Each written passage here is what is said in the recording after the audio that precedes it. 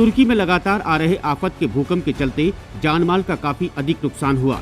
तो वहीं अब वैज्ञानिक उत्तराखंड, हिमाचल राज्य के साथ ही पश्चिमी नेपाल में भी बड़े भूकंप को लेकर सचेत करते नजर आ रहे हैं। दरअसल national geophysical research institute Hyderabad के साइंटिस्ट डॉक्टर एन पूर्णचंद्र राव ने तुर्की से भयानक भूकंप उत्तराखंड, हिमाचल राज्य और पश्चिमी नेपाल में भूकंप आने की संभावना जताई। आखिर क्या है इसके पीछे की असल वजह? क्या वास्तव में उत्तराखंड राज्य में 8 मैग्नीट्यूड का भूकंप आ सकता है? और अगर इतने रिएक्टर स्केल का भूकंप आता है तो उत्तराखंड की स्थिति क्या होगी? तुर्की देश में लगातार हो रहे भूकंप की घटना वैश्विक स्तर पर एक चिंता का विषय बनी है, क्योंकि भारत देश के भी 2 राज्य उत्तराखंड और हिमाचल के साथ ही पश्चिमी नेपाल में भी तुर्की से भयानक भूकंप या फिर ग्रेटर भूकंप आने की संभावना काफी अधिक है। यही वजह है कि वैज्ञानिक लंबे समय से खासकर उत्तराखंड राज्य में बड़े भूकंप आने को लेकर आगाह करते रहे हैं। हालांकि उत्तराखंड राज्य में बड़ा भूकंप कब आएगा, इसकी भविष्यवाणी किया जाना संभव नहीं, लेकिन इतना जरूर है कि भूगर्भ में प्लेट्स के मूवमेंट्स के चलते स्ट्रेस लगातार बन रहा है। लिहाजा स्ट्रेस से उत्पन्न हो रही एनर्जी कभी भी भूकंप के माध्यम से रिलीज हो सकती है। दरअसल हैदराबाद स्थित नेशनल जियोफिजिकल रिसर्च इंस्टीट्यूट के साइंटिस्ट की ओर से उत्तराखंड, हिमाचल और पश्चिमी नेपाल में बड़े भूकंप आने के दावे किए जाने के बाद से ही हलचलें काफी अधिक बढ़ गई। साइंटिस्ट ने दावा किया कि टेक्टोनिक प्लेट हर साल करीब 5 सेंटीमीटर आगे बढ़ रही है, जिसके चलते हिमालयी बेल्ट में तनाव उत्पन्न हो रहा है। लिहाजा तनाव से उत्पन्न एनर्जी कभी भी बड़े भूकंप के रूप में बाहर आ सकती है। हालांकि उन्होंने दावा किया कि यह भूकंप खासकर उत्तराखंड, हिमाचल और पश्चिमी नेपाल में आने की संभावना है। यही नहीं, राव ने ग्रेटर भूकंप आने की संभावना जताई। वहीं वाडिया से रिटायर्ड वैज्ञानिक डॉक्टर सुशील कुमार रोहेला ने बताया कि पूरा हिमालयन बेल्ट सिस्मिकली एक्टिव है। साथ ही हिमालय का पूरा बेल्ट सिस्मिक जोन 4 और 5 में आता है। लिहाजा हाईली सेंसिटिव और सिस्मिक एक्टिव रीजन को जोन 5 में रखा जाता है। ऐसे में पूरे हिमालयन बेल्ट में भूकंप कहीं पर भी आ सकता है। हम ये नहीं कह सकते कल को भूकंप आएगा उत्तराखंड में, पर संभावनाएं हैं, चूँकि ये गैप में भी आता है। 1934 बिहार में जो अर्थक्वेक आया था, 1905 कांगड़ा में, उसके बीच में ये सेस्मिक गैप में भी आता है रीजन। तो इसलिए लोग ऐसा मानते हैं, पर मैं ये मानता हूँ कि जो बेसिकली भूकंप की भविष्यवाणी संभव नहीं। इसी क्रम में Wadia institute of Himalayan geology ने गुत्तू में मल्टी पैरामेट्रिक जियोफिजिकल ऑब्जर्वेटरी लगा रखी है, जिसके जरिए भूगर्भ में तनाव पैदा होना, ग्रेविटी में बदलाव, रेस्टिविटी में बदलाव, सिस्मिक स्पीड में बदलाव के साथ ही अन्य पैरामीटर के जरिए प्रिकॉशनरी फिनोमिना को देखा जाता है, जिसके जरिए इस बात की जानकारी मिलती है कि क्या जो बदलाव हो रहे हैं वो आने वाले समय में किसी भूकंप की ओर संकेत तो नहीं दे रहे। कई संस्थानों के अध्ययन में बड़े भूकंप आने की जताई गई है संभावना। इंडियन और यूरेशियन प्लेट लगातार कोलाइड कर रही हैं, जिसके तहत इंडियन प्लेट हर साल 40 से 50 मिलीमीटर मूव कर रही है, जिसे भूगर्भ में स्ट्रेस यानी तनाव उत्पन्न होता है। लिहाजा प्लेटों के मूवमेंट के चलते भूगर्भ में उत्पन्न हो रही एनर्जी के निकलने की संभावना काफी अधिक है, जो कि छोटी छोटी भूकंप के माध्यम से रिलीज हो रही है। लेकिन ये नहीं कहा जा सकता कि यह एक बड़े भूकंप की ओर संकेत कर रहा है। लेकिन कई संस्थानों ने अध्ययन किया जिसके अनुसार हिमालयन बेल्ट में कभी भी बड़ा भूकंप आ सकता है। इसके लिए NGRI के एक साइंटिस्ट ने GPS स्टडी भी की। इसमें इस बात का जिक्र किया था कि बड़े भूकंप आने की संभावना है। हिमालय में रोज आते हैं 3 से 4 भूकंप। वैज्ञानिकों के मुताबिक हिमालयन बेल्ट सिस्मिकली एक्टिव है, जिसके चलते रोजाना 3 से 4 माइक्रो भूकंप आते हैं, जो ब्रॉडबैंड सिस्मोग्राफ में रिकॉर्ड किए जाते हैं। वाडिया इंस्टीट्यूट ने उत्तराखंड में 17 ब्रॉडबैंड सेस्मोग्राफ लगा रखे हैं, तो ऑब्जर्वेशन जारी है। उसमें 3-4 माइक्रो अर्थक्वेक रोज रिकॉर्ड होते हैं। आपको तो फील नहीं होते, पर वो अर्थक्वेक उसमें रिकॉर्ड होते हैं। जो आपको 4 या 5 से ज़्यादा या 3 और 4 और 5 के बीच में होते हैं, वो हमें फील होते हैं। तो इस तरह के भूकंप स्वाभाविक है। हिमालयन बेल्ट में कंस्ट्रक्शन से पहले बेस और सॉइल टेस्टिंग अनिवार्य। उत्तराखंड के पर्वतीय क्षेत्र पहले ही काफी संवेदनशील हैं। इसके साथ ही भूकंप के लिहाज से हिमालय में बेल्ट को सेस्मिक जोन 4 और 5 में रखा गया है।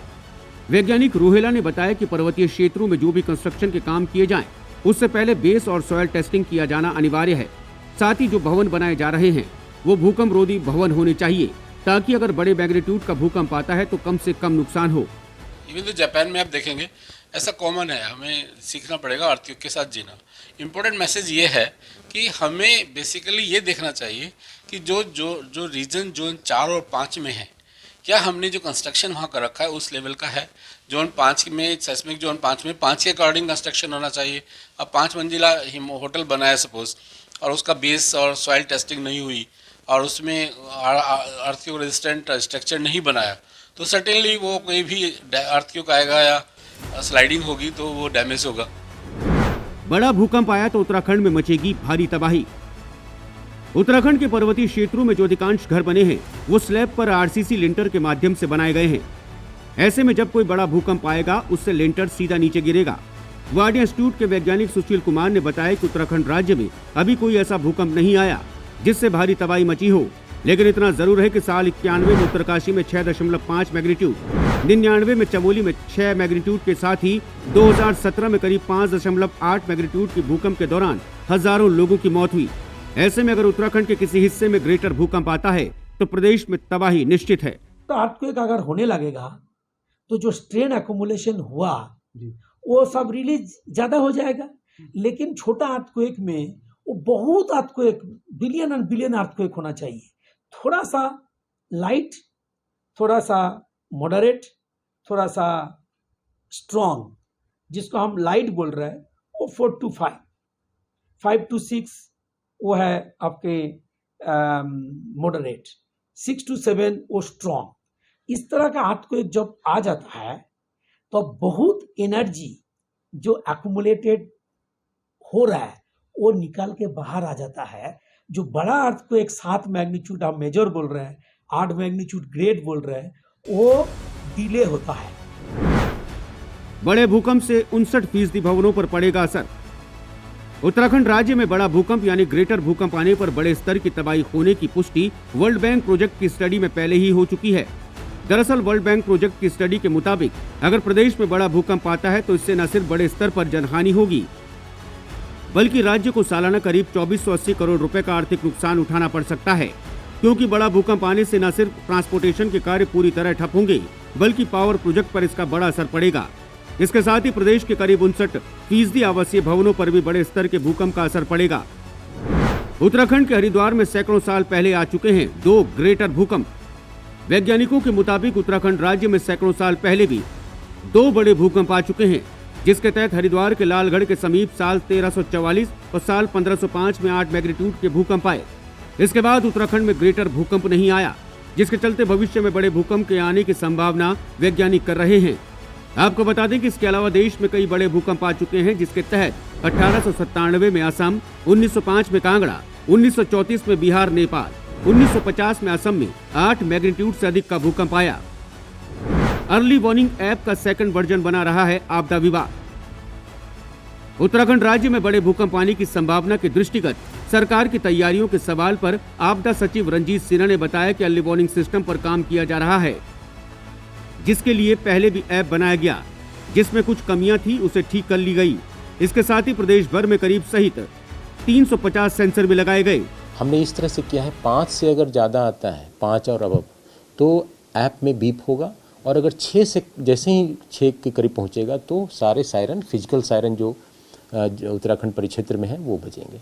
तो इस तरह से हमने अर्थक्वेक में अर्ली वार्निंग को एक किया है। साथ में अगर कहीं कुछ होता है तो हमारी टीम NDRF है, SDRF है, डिस्ट्रिक्ट एडमिनिस्ट्रेशन है, पुलिस विभाग है, ये सारी टीम तैयार है, सारे इक्विपमेंट्स उनको दिए गए हैं। अभी हमने वर्ल्ड बैंक में भी करीब 40 करोड़ के इक्विपमेंट का हमने प्रस्ताव रखा हुआ, इस पर कार्रवाई चल रही है। SDRF से भी जितनी इक्विपमेंट हो सकती है रिलीफ एंड रेस्क्यू के लिए, वो इक्विपमेंट उनको दी जा रही है। Bureau report, crime petrol.